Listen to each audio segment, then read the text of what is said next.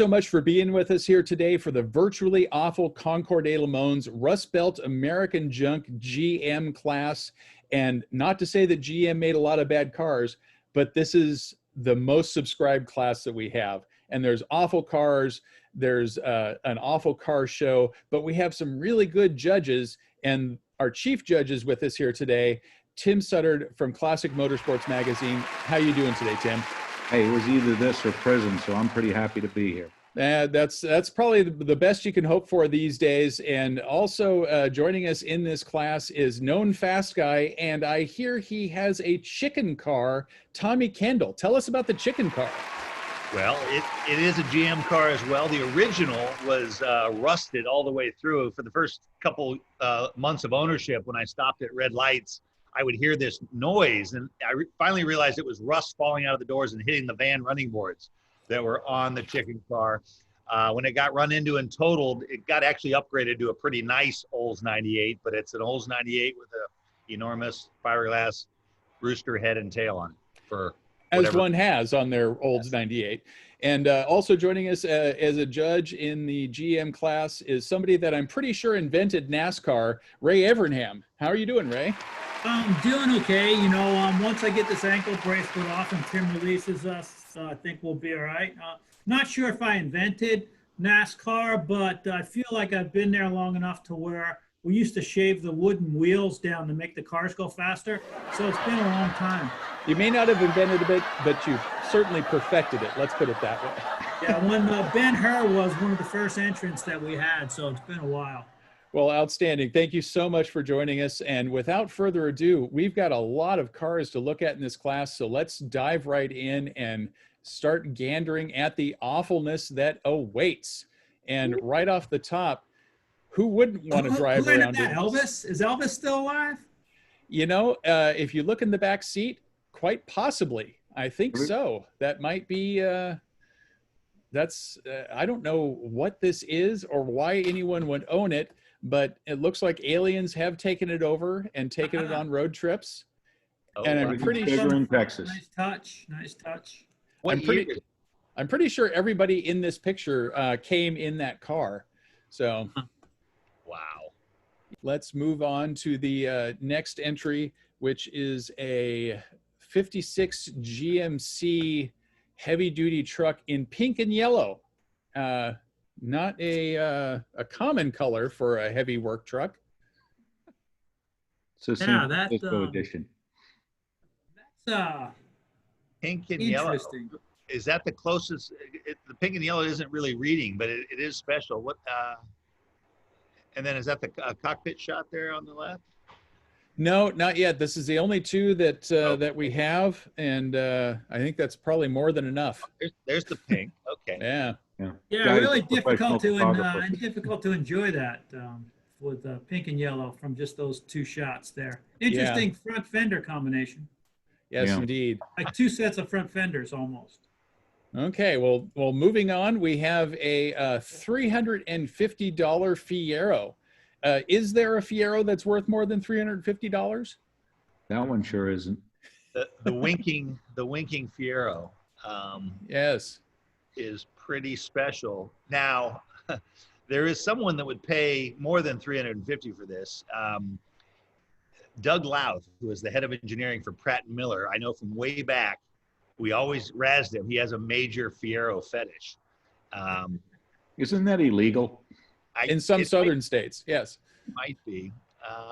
I wish I knew what those cassettes were. Did they happen to tell you what kind of music it has? No, I'm guessing. Oh boy, that'd be hard to guess. But let's just put it this way: it's not the Philharmonic Opera. So it's not AC/DC either. No, probably not. Okay, moving on. We have a 1974 Camaro that has been owned by the same owner since new. Was taken to the paint shop to get it refurbished. The painter was taken away to jail, and this sat outside. And he should have been. Yes. And after being media blasted and rusted, and now is awaiting its next incarnation. You know, most of us get cars like that and we blame the abuse on the former owner. Who does this guy blame it on? just bad decision making and poor life choices, man. That's Obviously a very special car to him. You know, really took special care of it. Kudos to yeah. him. You know, you buy something from new and then it comes to this. I mean, But when he gets out, is he coming back looking for it? You know, that I'd be worried about that if that were my car. indeed. So next we have an almost nearly similar condition, a 1999 Malibu. And this is the only picture we got of it with no explanation other than 1999 Malibu. Next. That looks like it's in Malibu. I'm pretty Yeah, sure. indeed. That's right. That might be Will Smith's house. So next up, we have a 1928 Chevrolet LO series truck. Notable on this vehicle is there are no front brakes because that just adds complexity to the whole thing. Oh, early drift vehicle. Okay. Yes, indeed. So next up, we have a 1991 Buick Century. Did Front GM really wheel make all these drive. bad cars? They're not going to make it easy on us, are they? This is. This has 190,000 miles on it, which proves the old adage that a GM will run poorly longer than most cars will run at all. It's got that Phoenix burn on it. Looks like. Yep. That's a special package. Tell you what, I mean, it's all intact, just well worn. Look at that interior. It's not bad.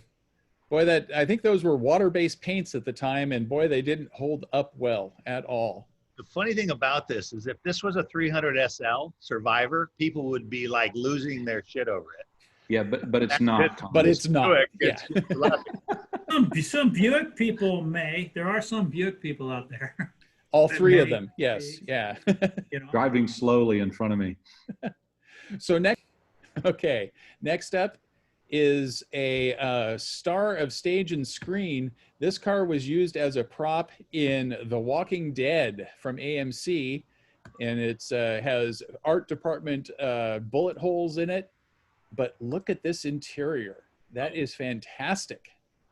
Okay, so next up we have a 2000 Saturn SL with some very bad pictures, but it has a tiki bar attached to it.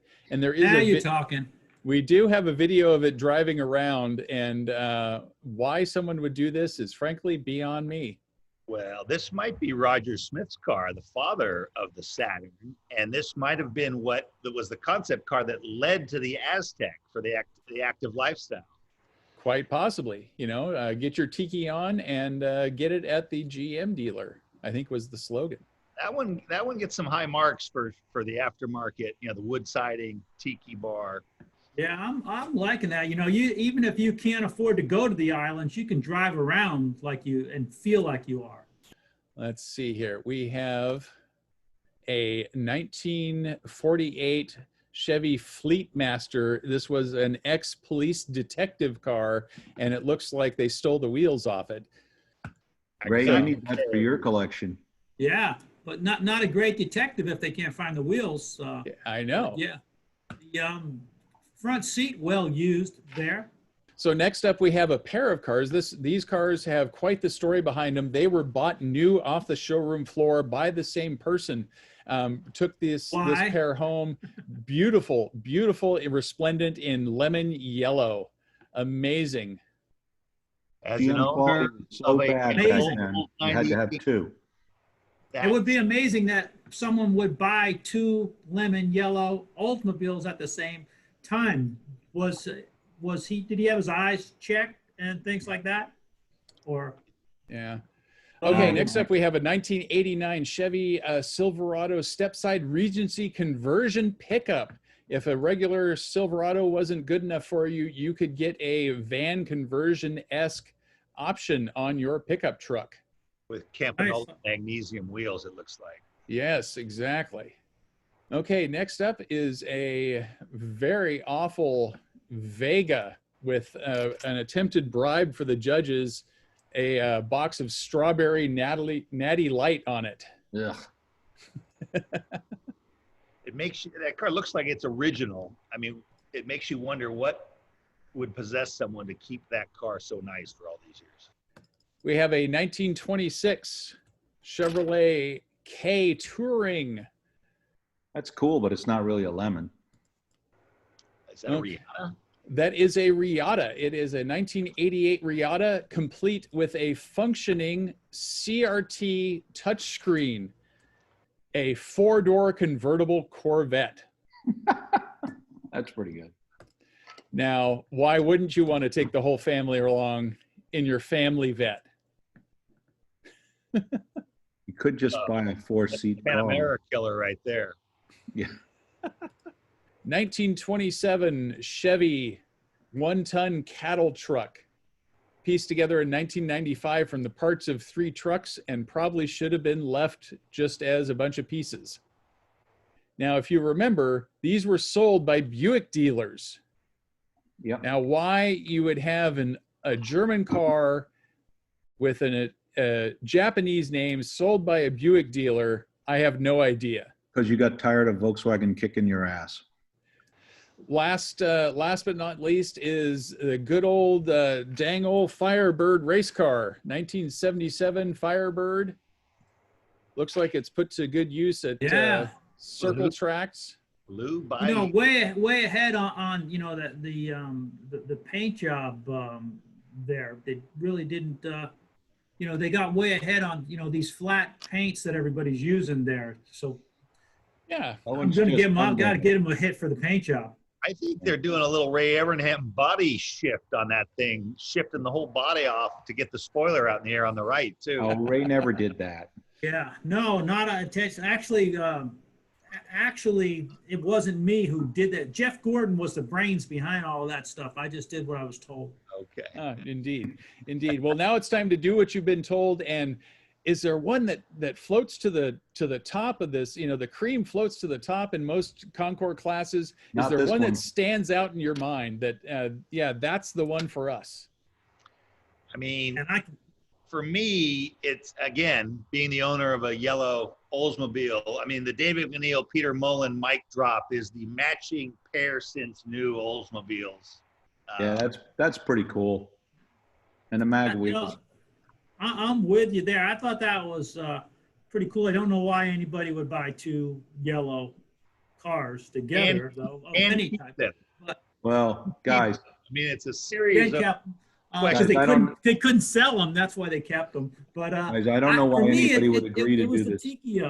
The Saturn, yeah. Like after spending a half hour with you guys, I'm thinking rum runner or rum punch drink, and the tiki bar just keeps coming back. Yeah, painkiller would be awfully nice. Yeah, that'd Yeah, work. Yeah, I could use a painkiller right now.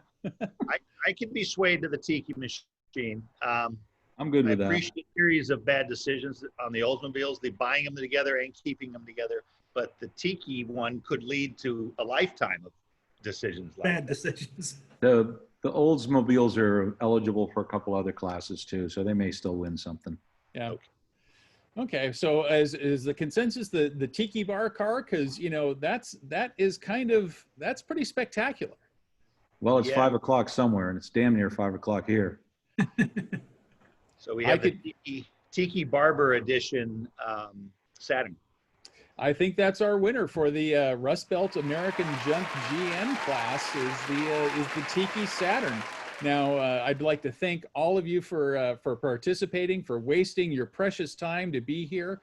Ray Evernham, thank you so much. Tommy Kendall, thank you. Tim Suddard, and I'd especially like to thank our sponsors, Haggerty, Grassroots Motorsports Magazine, Classic Motorsports Magazine, eBay Motors, and Griot's Garage. The Tiki Bar car owner wins a $300 eBay gift card and a car care package from Griot's Garage to keep the Tiki Bar nice and shiny and put it to good use. Thank you so much for helping us out here, and hopefully we can ruin car shows yet again sometime in the future on the internet. Thanks a bunch, guys. Thank you. Thank you. Thanks Enjoyed for joining in. Take care. Yeah. See you guys.